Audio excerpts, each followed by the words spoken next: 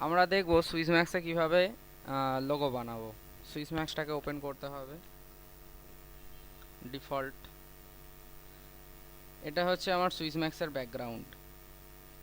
এটাকে আমি যেভাবে লোগোটা ছোট বড় করতে চাইছি সেরকমভাবে ঠিক ছোট বড় আমাকে করে নিতে হবে। এখানে এক্স্যাক্ট না করলেও হবে, আনুমানিক যে কোনো একখানা করলেই হবে। এবার এখানে আমি ব্যাক কালার চেঞ্জ করব। এখানে আমার টুলস আছে, এটা বলা হচ্ছে সিলেকশন টুল, এটা হচ্ছে ট্রান্সফর্ম টুল, আদারওয়াইজ রিসাইজ টুল, আর এটা হচ্ছে ব্যাকগ্রাউন্ড টুল, এটা টেক্সট টুল।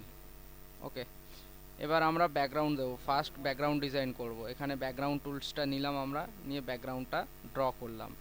এবার আমরা ডাইরেক্ট চলে যাব, যেহেতু আর ব্যাকগ্রাউন্ড তৈরি করব না সেই জন্য আমরা ডাইরেক্ট সিলেকশন টুলটা ধরে নেব।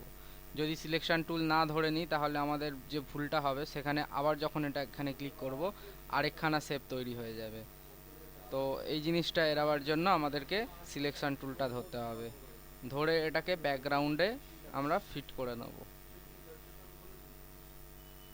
এবার আমরা যদি কালার চেঞ্জ করতে চাই, এখানে প্রপার্টিস উইন্ডো আছে, আর এখানে আমাদের আউটলাইন উইন্ডো আছে, আর এখানে টাইমলাইন উইন্ডো আছে। যখন কোনো এফেক্ট দেবো তখন আমাদের লেয়ারকে এখান থেকে ফলো করতে হবে, আর যখন ওভারলে করব তখন আমাদেরকে লেয়ারগুলোকে এখান থেকে ফলো করতে হবে।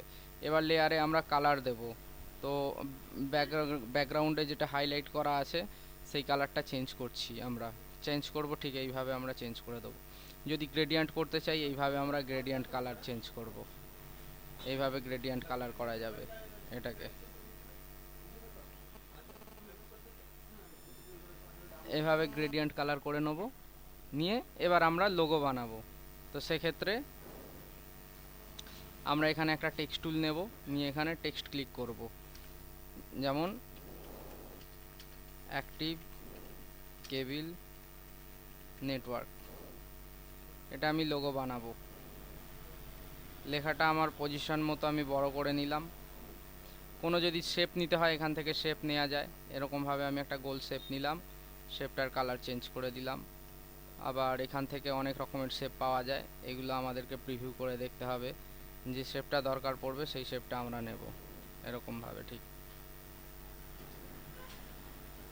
অ্যাক্টিভ কেবল নেটওয়ার্ক। এবার আমরা এফেক্ট দেব। আমরা যে লেয়ারে এফেক্ট দেব সেই লেয়ারটাকে আমাদেরকে সিলেকশন করতে হবে।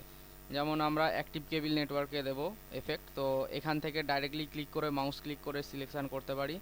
আদারওয়াইজ আমরা এখানে যেখানে আউটলাইন আছে এখান থেকে অ্যাক্টিভ কেবলকে সিলেকশন করব, করে এখানে আমরা অ্যাড এফেক্ট করব।